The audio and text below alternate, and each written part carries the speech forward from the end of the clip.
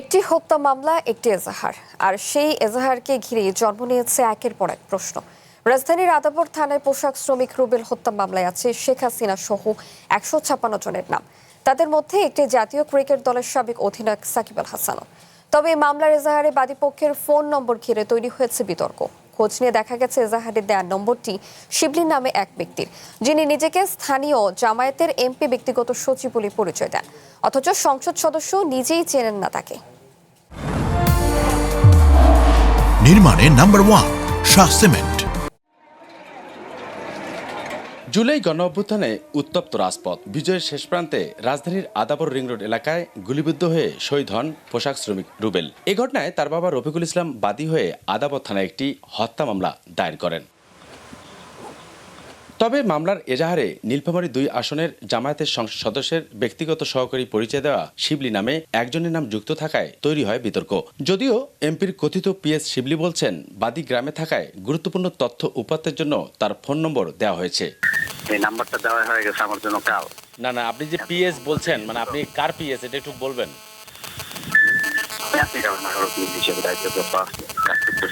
জি। আর এদিকে নীলফামারী সদর 2 আসনের সংসদ সদস্য আল ফারুক আব্দুল লতিফের মুখোমুখি হয় চ্যানেল 1। তিনি স্পষ্ট করেন, শিবলি নামে তার কোনো ব্যক্তিগত সহকারী নেই, এমনকি এই নাম্বারের ব্যক্তিকেও চেনেন না তিনি। শিবলিকে বলতে হবে তুমি কেন পরিচয় দিচ্ছ, এটা বলতে হবে। আমি তো শিবলিকে জানি না।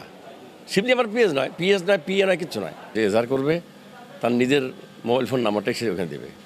সেদিন আমার মোবাইল ফোন নাম্বার না দিতে তো আইন সিদ্ধ হলো না, এজাহারটা অসম্পূর্ণ হলো। তবে এজাহারে বাদীর নাম পরিচয়ে অন্যজনের ফোন নম্বর যুক্ত হয় বিষয়টি জানার পর বিস্মিত বাদী নিজেই। ক্ষোভ প্রকাশ করেন পরিবার ও স্বজনসহ এলাকাবাসীও। আমাদের নাম্বার দিয়েছিল, আমাদের নাম্বারে তো কোনো যোগাযোগ হয়। রুবেলের আব্বার সাথে ডাইরেক্ট যোগাযোগটা করবে, অন্য মানুষের সাথে যোগাযোগ করে তো লাভ নেই। বাড়ি থেকে নিয়ে আসে আদাবর থানায় আসে, মানে কিছু বিএনপি পোলাপান ছিল, নেতা ছিল, কিছু কলেজের ছাত্র ছিল, সবাই মিলিয়ে এটা সব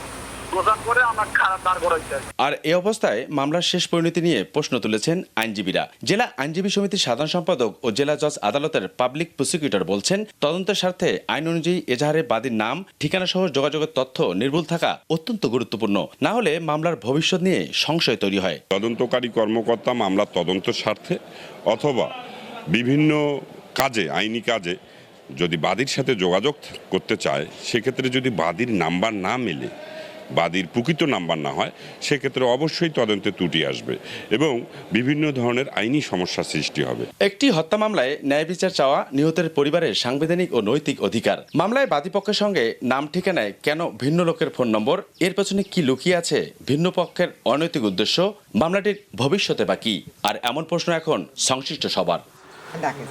আবু সাদপু, চ্যানেল 1, নীলফামারী।